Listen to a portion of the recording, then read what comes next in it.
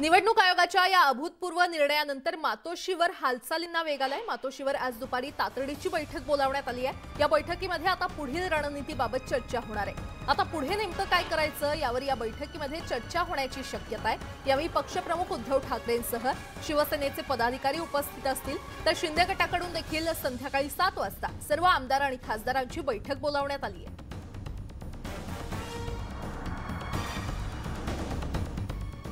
निवडणूक आयोगाच्या निर्णयानंतर आदित्य ठाकरे यांनी एक ट्विट केलंय। खोकेवाल्या गद्दारांनी आज शिवसेना नाव आणि चिन्ह गोठवण्याचा नीच आणि निर्लज्ज प्रकार केलाय। महाराष्ट्राची जनता हे सहन करणार नाही, लढणार आणि जिंकणारच। आम्ही सत्याच्या बाजूने, सत्यमेव जयते असं ट्विट आदित्य ठाकरे यांनी केलंय। आदित्य ठाकरेंचं ट्विट आपण वाचूयात। खोकेवाल्या गद्दारांनी आज शिवसेना आणि चिन्ह गोठवण्याचा नीच आणि निर्लज्ज प्रकार केलाय। महाराष्ट्राची जनता हे सहन करणार नाही, लढणार आणि जिंकणारच। आम्ही सत्याच्या बाजूने, सत्यमेव जयते असं ट्विट आदित्य ठाकरे यांनी केलंय।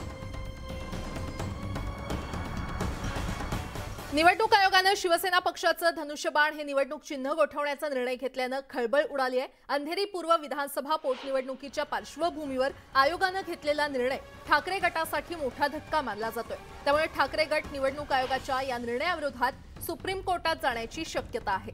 धनुष्यबाण चिन्ह आणि शिवसेना नावासाठी सुप्रीम कोर्टात ठाकरे समर्थक अर्ज दाखल करणार असल्याची माहिती असून या कायदेशीर लढाईची जबाबदारी अनिल देसाईंच्या खांद्यावर असणार असल्याची माहिती सूत्रांनी दिली आहे।